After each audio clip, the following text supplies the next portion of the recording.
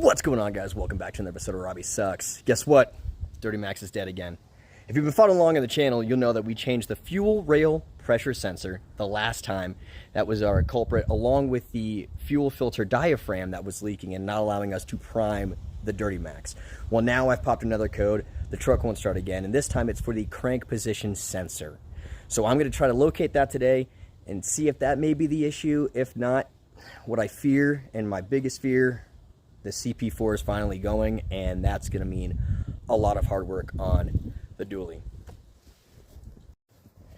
So I've been reading online, as I told you before, and the code that I've been popping, I'll put it somewhere over here, but it's calling out the crank position sensor, and I'm told that it's on the front of the Duramax here. This is the 6.6 liter. This is House 2008. You guys are aware. So I'm going to pull off the cowling here, the fan shroud, and see if I can't find it down here on the front of the block. So I got that off, and I'm going to go take off the top of this shroud here. I'm sure that's fine. On this and the radiator. Sorry, Tweety.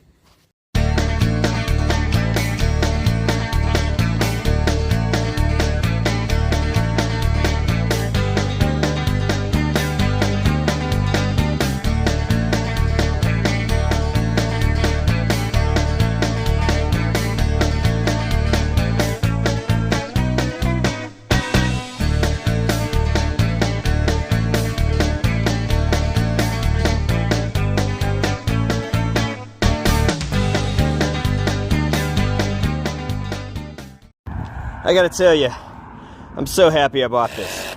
Look at that. Fan shroud, 0. Me, 1. Lacerations, check. That's gonna sting in the shower. Mission accomplished, check. Now to move on to the next stuff. Alright guys, I got the shroud out. I've got that secondary fan shroud out. And if you look right around that little plastic cap that you're pointing to with the wire going in, that should be my crank position sensor. So hopefully I can get that out here. I don't see a bolt holding it in. I'll have to probably feel in there blind. Alright guys, well, I got it out. This is your crank or cam position sensor. It's buried deep in there, and if you don't take the serpentine belt off, you're gonna have to go at it kind of at an angle.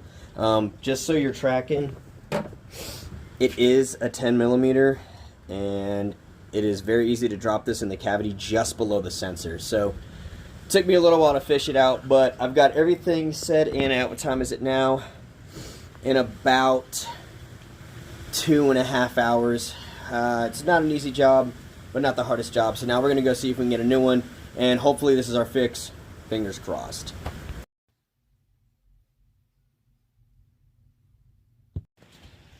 Well, in true Robbie fashion, I went to the store and I went to get the part, and I said, you know what, that looks kind of different than what I pulled out. And wouldn't you know it, I pulled out the wrong part.